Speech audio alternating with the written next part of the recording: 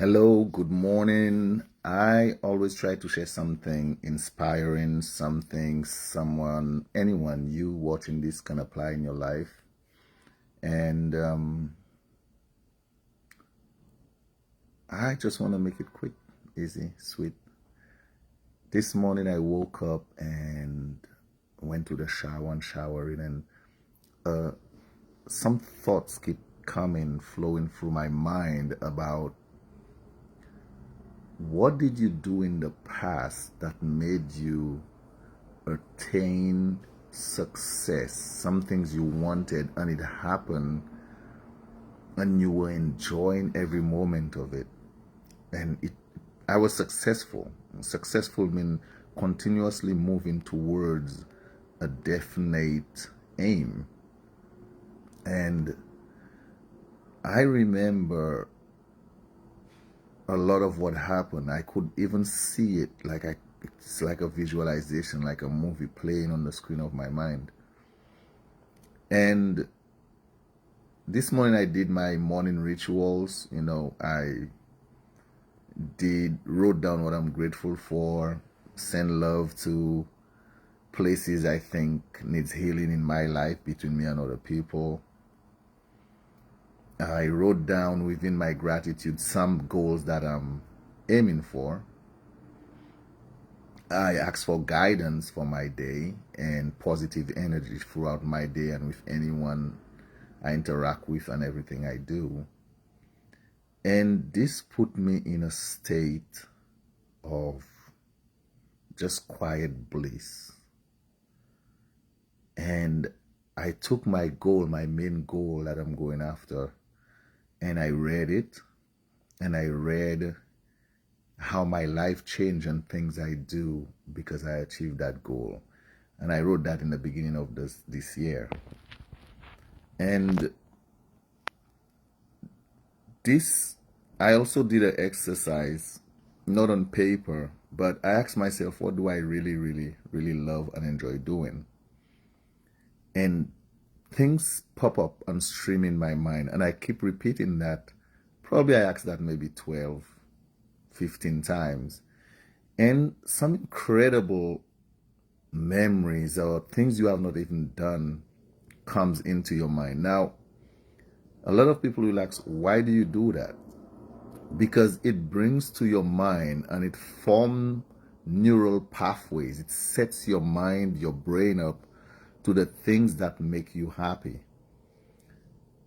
And research has shown that any new habit or anything you're doing and you do it for 21 days, it become more effective, or it start having a sense of permanency.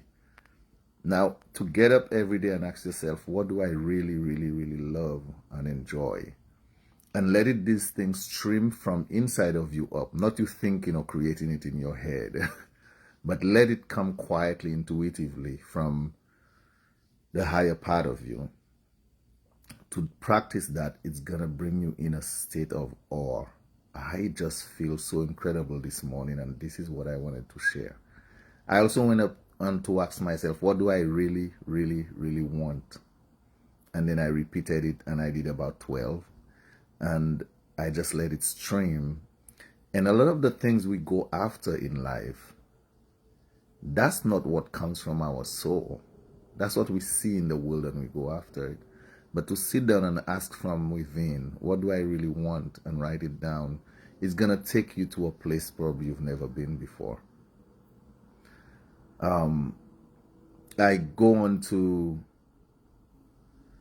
after that I read my definite chief aim, my goal that I'm after, which is what I'm doing with you. There's part of it. I mean, the goal is my life. My life is the goal. Hey, Zachary Cause, I can see you watching. Thanks. I hope everything is going good with you, and I wish you a wonderful day. I am grateful that after I did this, I read from one of the books I'm studying now, Psycho-Cybernetics by Dr. Maxwell Maltz. And it shows you how within all of us have what he calls a self-image. And the self-image can be changed. You can work on it where you feel you are not good in something, where you feel you cannot do something. You can reprogram your self-image just like you reprogram a computer, and or update it with new programs, and it can have you performing in ways that you didn't perform. It have you believing in yourself in ways you didn't believe in yourself, and you can come and have a sense of calm, relaxed confidence in what you do, and going after things you want to do to help you, to help other people. I love doing this type of work. I think if you can see my bookcase behind me, that's a lot of what I do. I have another one here. There is another one in front of me. I have programs. It's been about 21, probably 22 years I have entered in a place of self-discovery, personal development, spiritual development, which is probably something, a goal given to me even before I entered this world. And I hadn't shared it with everybody. I had incredible experiences, but it brought me to a place to organize my life. In my life book, I have about 13 major sections, and I added another few sections of stuff I want to do, stuff I want to have. But spirituality is at the top. You know, a lot of people start with the physical body. Spirituality is at the top and at the end also, because everything we do in life, everything we have in life, all our connections of our relationships, all the good and all the bad pushes us towards the good, and the good pulls us towards having more good and doing more good. I am grateful having the ability and developing the talent, the skills to share this with people, and hopefully it's gonna help them change their life, live better lives, improve on different places, areas in their life. A lot of people, when I talk about that, I know probably some of you guys asking, what are some of the places you work on in life? I have purpose. Why am I here? Why do I exist? Who and what am I? That's the first line of my purpose. And I have, part of my purpose is to design, manifest, and live a balanced, orderly, whole, harmonious, happy, healthy, wealthy, successful life.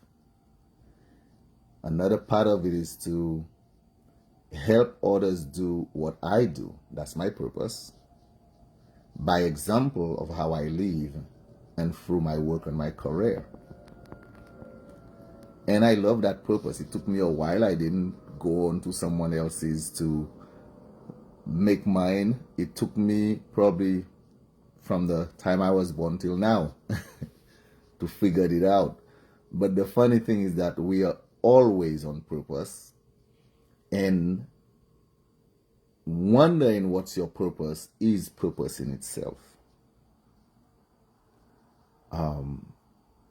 If we go to the beginning, I know a lot of my friends, families, we grew up with a Christian background, Christian tradition, and right in the beginning of the book, as soon as the human being is introduced, it says, let us create the human in our image and in our likeness. And I find that's the purpose of every single human being on earth, to find out what that means to them. That's the first purpose. That's why spirituality is the first part of my book, the way I design my life. I say that to my kids. I have shared that with a lot of relatives. And it doesn't matter how old the person may be.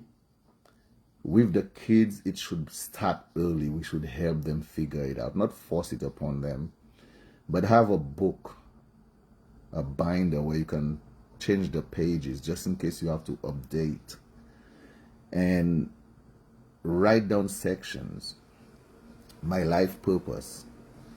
You flip over, you put a new page. What am I? God created me in his image and likeness. So you write down what idea comes to you about what you are. And each place you write down what you can do to make that place better. So you flip another page and you put another heading. How do I want to feel every day? What emotions I want to experience? How do I want to understand emotions? Why do we have emotions?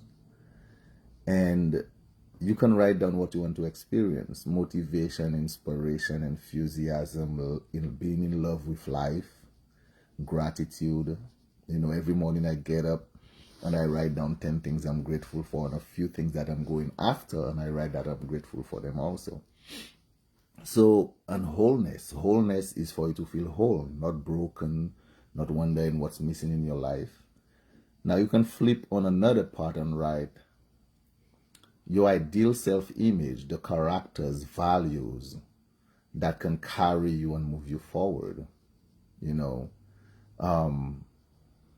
Like integrity, being honorable. Now you're going to write those things. The reason you're writing them is to have somehow to focus on your life, to give your life meaning, an orderly meaning, seeing why we live, instead of saying, okay, I got it in my mind. But when things happen in life, those things are very easily thrown off your mind. You have thousands of thoughts in one day. But if you write something down, you have a book. That's your book about you. In the same way you're going to read any other book, you can read that book about you, and you are programming your mind every time you read that book. Another part you can have on that is your health, your physical body and wellness. Are you always well? How you want to feel about your body, no matter how it looks like. The first thing is, how do you feel? Do you accept it? Do you love it? How you want it to look, if you want to change it, improve it with health and fitness and exercises. How are you every day? Are you well groomed, clean? Do you have a great wardrobe that you dress well and you feel comfortable in your body and how you're dressed? Part of your way in life is your relationships, how you meet people, how you greet people, how do people receive you, how do they see you, how do you see yourself with other people. That's your general relationship. Another part of relationship, which is another section, is your love relationship with your partner, or what kind of partner do you want to have in your life. If you already have a partner, the two of you all can work on that together. What you all do with each other when you all get up in the morning, greet each other, wish each other a wonderful day. If you all work apart, now we have cell phones. People a long time ago didn't have that, and a lot of them had wonderful relationships. Do you all send a nice text? Let's say I'm thinking about you, wanted to reach out, hope you're having a good day. Or just exchange something incredibly fine, or, just to uplift that person. When you guys come home in the evening, instead of just cooking and eating and watching TV, do you take time just for each other, walk or sit and talk? Probably give somebody a touch on the shoulder, tell them how much you appreciate them. Do you guys have a date night? Because a lot of us do things crazy, like all week when it happened, da da da da da. But a date night, a particular day of the week, can be a Saturday or Friday, where phones are off, kids are with someone, a babysitter, and you all have time for each other. Privately, romantically. If you dress up, or if you light candles, or if you drink some wine, probably go out, then come home and do those things. And then you have another part where what kind of children are you raising? What kind of parents are you? How do you see your kids in the future without imposing it and forcing it on them? But if you're living well-balanced, orderly, whole, harmonious, happy, healthy, wealthy, successful lives, you can say that you see and think of your kids that way. And be the best parent you can be in the different areas in your life, directing and guiding your kids. Then you have, what kind of house do I want to live in? Something like that. Where exactly do I want to live? How does my house look? Do I live because I met society like that? I just live the way everybody live and say that's how things are, that's where we grew up? No, there's no such thing. Once where we live, they had no homes, and then they had homes. So don't say that's how things are and that's where I come from. One of the basic laws of life, and it's a real law, is change and growth. The whole earth changed, the universe changed, the human being changed, trees changed, mountains changed, they break. So for somebody to say that's how I grew up, that's how I am, you're not that way. You're supposed to grow. You're supposed to grow into the likeness, because the Creator created you in His image and likeness. We are growing into the likeness, and with growth, confidence change, environment change. You find pavement, you find streets, you find new buildings, you find cars change, you find the ocean and the shoreline changes. It's change and growth. So we are supposed to make our environment better, make our home better, make our community better, apparently, not just our physical bodies. Then do you want to travel? Another page you put, do you want to travel? Within a year, where do you want to go to? Or probably later on in life. Whether you think you can do it or not, write it down. What kind of car would you like to drive? Write it on another page. What community events do you want to be involved in and not involved in? Write down the ones you want to be involved in. What do we do for our community? Write that down. That's not associated with our work, but we take time to do it. Whether a person know we are helping them or not, what do we really want to do? I really love sharing this with you. I hope it helps in some way. Have your kids grab a book. Our parents didn't know that. A lot of us, our parents took care of our physical body. They let the church take care of our spirituality, which religion, the church where we grew up in, a lot of us left it, but we don't give the credit to it. We think of its past history or the people who were in it who did bad things. But the church is actually planted seeds of spirituality within us, and it grows.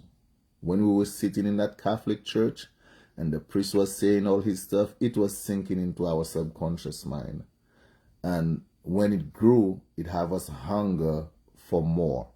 And some break out and go to other churches, but did they become more, or did they just keep repeating the same thing that the other church was doing already? And some of us, when it grew, when the changes come, people said we were going crazy or whatever. That's the old you dying and the new you being born again. And a lot of people don't know how to direct people when that starts happening. That's how we know that a lot of churches built around don't even know about that spiritual psychology. When the old you is breaking down, it seems like you are going crazy, but that's not what's happening. The old you is just passing away and the new you are coming through. And we should set up places where people can be helped when this is happening. There is so much to touch, but it's so simple. Get a book. Start with yourself. Ask your kid. Share it with your children in a very simple, soft manner. Encourage them in a kind, soft way. My father, when I was growing up, I was the last child with my mom. And the way we grew up, the environment we grew up was one way. But when I think of it, and even when I saw my dad worked on an estate, and a lot of things that was on that estate, he actually took it and integrated it into our family's home. And this is someone who took and grew with change. This man sat and prayed probably an hour. I thought it was such a long prayer, and he prayed for everyone, family members, kids, everyone. And within that prayer was what I'm sharing with you right now. it was not just prayer praying to God, but you actually visualizing and structuring your life and seeing everyone within that life as a successful person. And that's what he was doing, among other things, through his prayer. Grab a book, share this with your friends, your relatives. Some of us, we cannot do it directly. We feel a little shame. Someone might laugh at us. The reason they like the way they are, that's why they're laughing. I have my book. If it was not in my bedroom right now, I would show you. It's a very thick one. I might not achieve everything in it, but trust me, I have achieved a lot in my life because of what I am sharing with you. And it started by me not even knowing what I'm sharing with you. And they have bad things I wrote in books and drew in books that happened also. So stick to the things you want.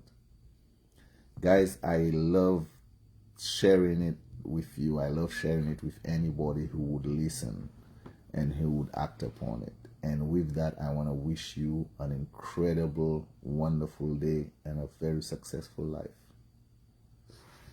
I see someone is reaching out.